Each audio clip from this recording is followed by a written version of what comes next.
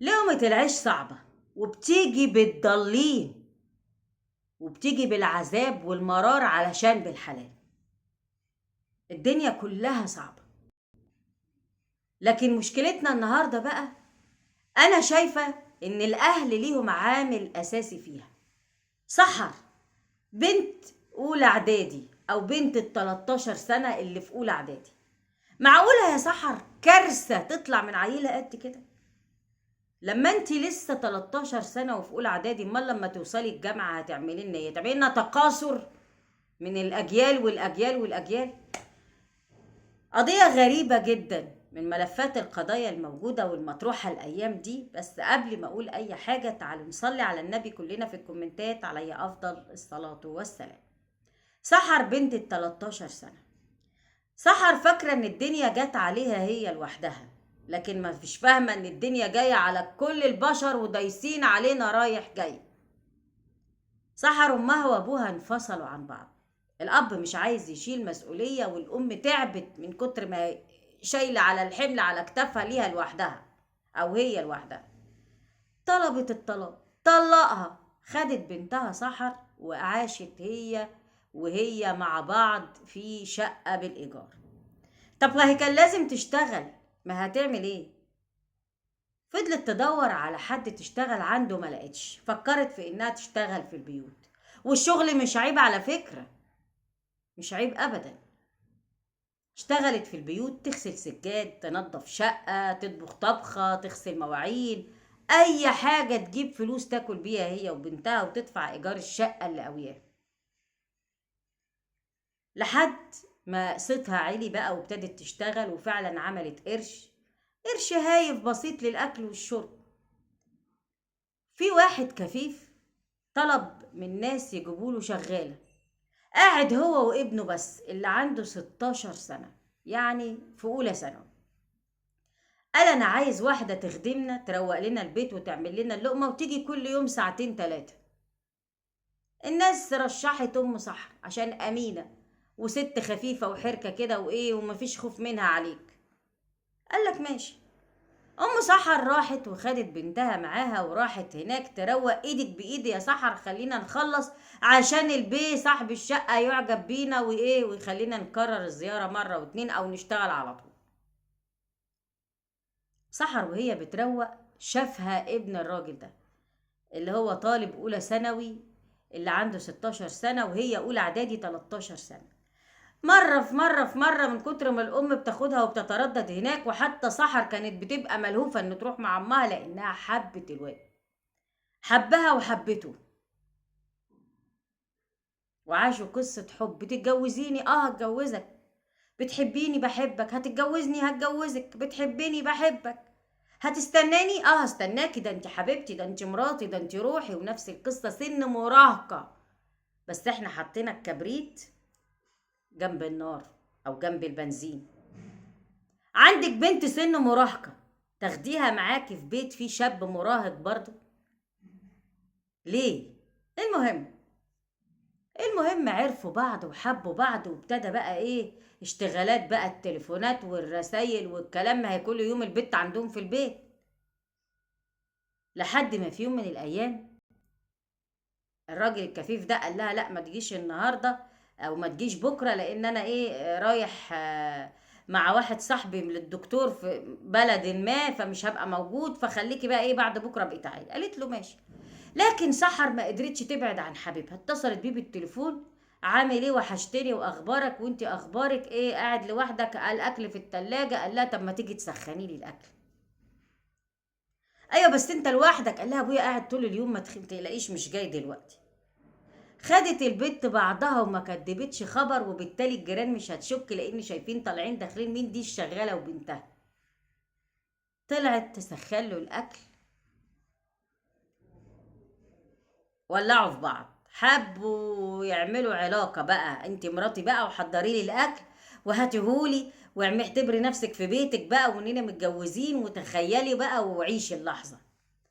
عاشت الاخت سحر اللحظه، ولبست واتهندمت ودخلت بقى على اللي قال لها عيشي اني جوزك، واكلوا وشربوا ونام معاه. عملوا علاقة شوية العصافير عملوا علاقة، علاقة في علاقة في علاقة. طبعا العملية ما سكتتش، ده عملوها كذا مرة، لحد ما في مرة سحر قالت لأمها إنها تعبانة قوي من الجزء اللي تحت ده. إيه يا بنت تعبانة من إيه؟ مش عارفة، يمكن يا بنت البيريود جاتلك. لأ يا بنتي، طب تعالي اما اوديكي للدكتور. راحت للدكتورة، كشفت عليها، وبعد ما كشفت قالت لها البنت عندها التهابات شديدة جدا، وعندها تمزق في غشاء البقرة. ايه؟ بنتك عندها تمزق في غشاء البقرة؟ مين يا بنت اللي عمل كده؟ مين يا بنت اللي سوى كده؟ ده ابن اللذينة اللي هو عنده 16 سنة، اللي في أولى ثانوي، ابن البي اللي بتشتغل عنده في البيت. ازاي ومش ازاي، المهم الأم خدت البنت وخدت التقرير اللي اتكتب إنها عندها التهاب شديد جدا وتمزق في غشاء البقرة، وراحت بيها على القسم. مين يا بنت اللي عمل كده؟ اللي عمل كده فلان. تم استدعاء فلان ده، فجه مشهد كوميدي بقى، يعني شغل اطفال، ما هم اطفال. ايه؟ ابدا. والله يا عمو انا اسف، يا عمو والله انا اسف. طبعا الولد اللي بيقول انا اسف يا عمو، انا صح عملت كده في سحر، بس سامحيني يا سحر، معلش يا سحر، غصب عني يا سحر، مش احنا الاتنين كنا بنلعب وانتي وانا عامل جوزك وانتي مراتي وبتعملي لي الاكل؟ خلاص يا عمو انا اسف، انا مش هعمل كده تاني. باي باي يا عم. تعالى يلا، تعالى يلا خد، تعالى. باي باي ايه؟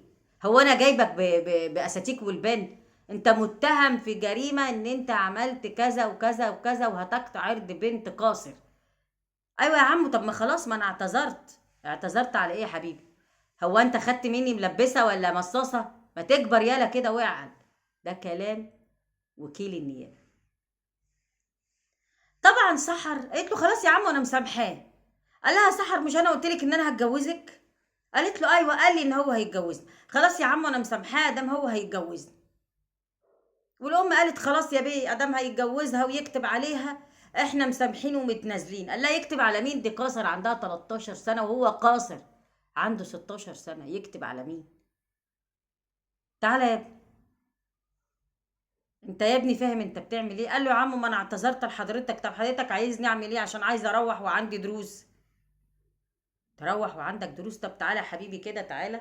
انت متهم ان انت اعتديت على بنت القاصر دي، يعني دي جريمة يا حبيبي، يعني هتتحبس عليها، يعني هتدخل الأحداث يا بابا. تم حجز الطفل ده اللي هو 16 سنة، وسحر قالت لا أنا مش هدخله الحجز يا عم، أنا متنازلة عن القضية، أنا مش عايزة حاجة، وهو لما يكبر شوية هيتجوزني. تعالي كده أنت يا سحر، أنت وأمك حقكوا خلاص انتهى كده، احنا دلوقتي في حق الحكومة أو حق الطفل احنا هناخده. طيب ايه ده بقى؟ ما هم أطفال، ما هم أطفال، القضية شغالة لسه، ولا ينفع يتجوزها لانه عنده 16 سنه وهي 13 سنه، يعني السن القانوني للجواز ما جاش. اطفال. طب مين بقى الغلطان هنا؟ الاب الكفيف، ولا الست اللي بتخدم في البيوت عشان تحسن دخلها، انها ما حافظتش على بنتها وخدتها لاي مكان او اي شقه ما هي بتروحها، وما راعتش ان ممكن يكون فيها اشياء او الشباب مستهترين او حد يعمل زي ما عمل في بنتها كده. قضية كوميدية لأطفال، هي دي القصة اللي بنقول فيها، ودايما بننصح ان خدوا بالكم من ولادكم وما تحطوش البنزين جنب الكبريت، لان طبعا دول اطفال لم يستوعبوا حتى الان ايه هي العلاقة. هما بيلعبوا لكن مش عارفين اخطارها ايه او ابعادها ايه بعد كده، لانها بتقول انا اتنازلت خلاص يا عمو بس ما تدخلوش الحجز، وهو يقول له خلاص يا عمو انا اعتذرت يا عمو. ربنا يلطف على اولادنا ويستر عليهم. ودي كانت قضية النهاردة اللي هنتابعها تاني، لسه ما خلصتش، وهنعرف الاطفال دول مصيرهم ايه. اكيد الولد هيدخل الاحداث، طب البنت ايه اللي هيجرى لها؟ هو ده اللي هنعرفه في حلقات جديدة، وانتظروني تاني في قصة جديدة في قصص وحكايات هدى.